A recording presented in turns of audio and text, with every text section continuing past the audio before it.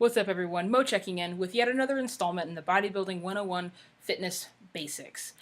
This time, the topic is progressive overload. And I decided to do progressive overload because it's very much so involved with time under tension, which is what my last video was over.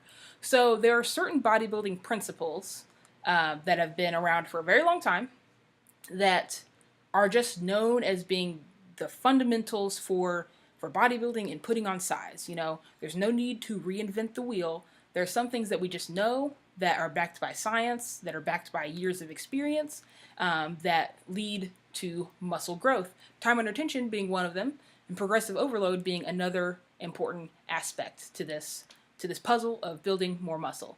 So progressive overload. The basic point of progressive overload is that the only way to grow is to progress through your bodybuilding, time in weight, especially weight, weight, and even sometimes sets. Varying intensity is basically kind of what it gets at. The point is that let's say I started bodybuilding a year ago. Let's say that, and I was barbell curling, 50 pounds, 50 pounds for 3 sets of 10, right? And let's say now, a year later, I'm still doing 50 pounds for 3 sets of 10. Eventually, my muscle's going to be like, what the hell? And it's going to stop growing because I haven't progressed in the year. Eventually, kind of like in my last video, how I mentioned, your muscles are very adaptive. Your entire body, super adaptive. It's crazy. It adapts to that load. It adapts to 3 sets of 10. Eventually, it gets very easy. Your muscle's going to stop benefiting from it. So you need to progressively overload, and that can be done in many ways. The main way of doing it is to increase the weight. For me, the way I allow myself to progressively overload is let's say when I started bodybuilding, I'll start with the weight, 50 pounds for barbell curls, 3 sets of 10. And when I first start, it's hard. I can barely get those 3 sets finished. Sometimes I don't even get the full 10 reps. Sometimes I only get 8 or 9.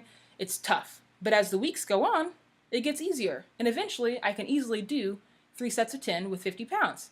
And hell, even a couple weeks later, I can do 3 sets with the 50 pounds for 12 to 15 reps. It's gotten easy for me. So when I blow past that 3 sets of 10 reps, and let's say I start easily getting 12 reps or more, and not even feeling that tired, that's a telltale sign that my body has adapted. I've gotten as much use out of that 50-pound barbell for biceps curls that I can, and it's time to move on. So it's time to move up to the 55-pound barbell or the 60-pound barbell. And then I start all over again at 3 sets of 10, maybe 3 sets of 8 while I'm getting used to the new weight.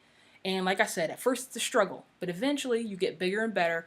And before you know it, in a couple weeks, you're up to the 70-pound barbell, the 75-pound barbell, and so on. Now, another way I can progressively overload is, like I said, let's take the example of me curling 50 pounds, 3 sets of 10. Let's say that gets easy. Well, if I could vary the overload by adding another set. Maybe 3 sets of 10 is easy, but maybe 4 sets of 10, that extra set makes it a little bit more difficult. Now, I think that eventually you're going to reach a plateau with that. Eventually you can't say like, oh, now I'm doing 7 sets of 10. That's a little much. I would prefer to just increase the weight, but it is another way to do it. To increase that overload. So that's really, I hope that made sense. That's the best way I can really describe it, progressive overload. Keep in mind that it's a slow process.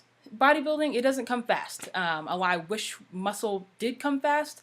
And in the examples that I just kind of used, I used weeks, but it might be months before you notice a change. Especially, in the beginning, it might be really fast. Those kind of newbie gains is what they call that. But, to the point where I'm at now, those gains come slowly, but they're still coming. And it's important to measure that progressive overload to make sure that you're progressing. If I didn't use my workout notebook or keep track of what I did, I may not be where I am today. So progressive overload is a huge part and integral part in building muscle, guys. So don't forget about it. And like I always say, if you guys want any better explanations or want me to clear anything up, let me know. And if you have any requests, comment below. All right, guys. Catch you next time.